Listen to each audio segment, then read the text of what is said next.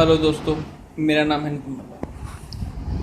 दोस्तों, CIPCC के exams निपट गए हैं। ये वीडियो उनके लिए है जिनका भी ग्रुप 2 रहता है। दोस्तों, ग्रुप 2 में बच्चे बहुत अड़कते हैं, ये फैक्ट है। द क्वेश्चन इज़ दैट कि इसको कैसे क्लियर किया जाए। ग्रुप 2 में सबसे ज़्यादा जो बच्चा रुकता है वो रुकता है IT और SM में। सर, अब IT SM में रुकता है तो उसे क्लियर कैसे किया जाएगा? बहुत ईजी है। एक्चुअल में देखो, उसमें एक सब्जेक्ट है इंफॉर्मेशन टेक्नोलॉजी, उसको समझा नहीं जा सकता। ठीक है, हम कॉमर्स के स्टूडेंट्स हैं, हम जितनी मर्जी कोशिश कर लें नहीं समझ सकते इंफॉर्मेशन टेक्नोलॉजी। ओके, और हमारे पास टाइम भी लिमिटेड होता है। अगर टाइम हो तो गाइस हम समझ लें, CA के स्टूडेंट्स हैं, बिल्कुल कर सकते हैं, बट टाइम की शॉर्टेज है। तो इंफॉर्मेशन टेक्नोलॉजी रटिए किस में से? स्टडी मटेरियल में से, यानी कि प्रैक्टिस मैनुअल को आप अच्छे से कर लीजिए इंफॉर्मेशन टेक्नोलॉजी का।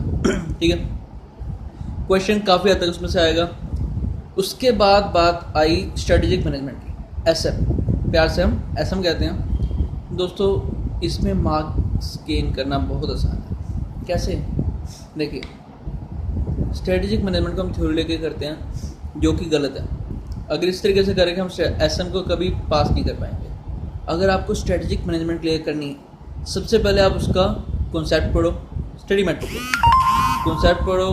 कॉन्सेप्ट पढ़ने के बाद आप क्या करिए, उस पर्टिकुलर कॉन्सेप्ट को गूगल पे सर्च कीजिए, उससे रिलेटेड केसेस पढ़िए। वो सब कुछ प्रैक्टिकल होता है दोस्तों, जो हम भी पढ़ते हैं। जैसे हमने पढ़ा टर्न अराउंड स्ट्रेटजी, तो टर्न अराउंड स्ट्रेटजी के बारे में गूगल पे सर्च करो कि ये स्ट्रेटजी किस किस कंपनी ने यूज़ करी तो उसका क्या रिजल्ट आया, फेल हुई कि पास हुई। इससे ये होगा कि आपको इस स्ट्रेटजी के बारे में प्रॉपर बात पता लगेगी।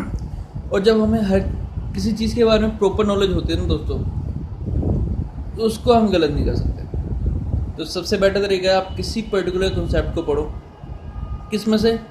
स्टडी मटेरियल में से। उसके बाद उस कॉन्सेप्ट से रिलेटेड केसेस देखिए, प्रैक्टिकल केसेस।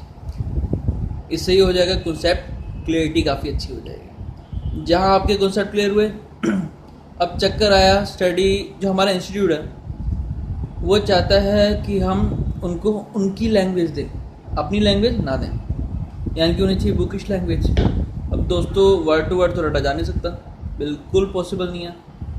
तो आप क्या करिए, कुछ टेक्निक्स हैं किसी वर्ड्स, किसी लाइन, किसी पैराग्राफ को याद करने के लिए, जिन्हें मेमोरी टेक्निक कहा जाता है। कुछ कोड बना लीजिए, किसी सिचुएशन से जोड़ लीजिए।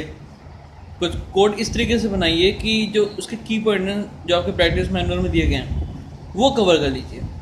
जहाँ आपको कीवर्ड याद हो गए, उसमें थोड़े बहुत मिक्स करिए, सेंटेंस बन गया, डेफिनेटली मार्क्स मिलेंगे। बच्चे इसलिए फेल होते हैं क्योंकि वो अपनी लैंग्वेज लिख के आते हैं, जो नहीं चाहिए। तो गाइस, ITS में पास करना है, इंफॉर्मेशन टेक्नोलॉजी रट लो, स्ट्रेटेजिक मैनेजमेंट कॉन्सेप्ट क्लियर, उसके बाद प्रैक्टिकल एस्पेक्ट, उसके बाद उसका प्रैक्टिस मैनुअल रट लो, किस तरीके से, न्यूमेरिक कोड लगा के। ठीक है दोस्तों, all the best. I hope कि वीडियो आपके काम आई होगी। अगर आपको ये वीडियो पसंद आई है तो प्लीज़ नीचे सब्सक्राइब का बटन है, प्लीज़ सब्सक्राइब कीजिए, लाइक कीजिए, कमेंट कीजिए। आपको कुछ पूछना है तो आप कमेंट के थ्रू पूछ सकते हैं। Okay guys, all the very best, bye bye, जय हिंद, फ्री एजुकेशन फॉर ऑल।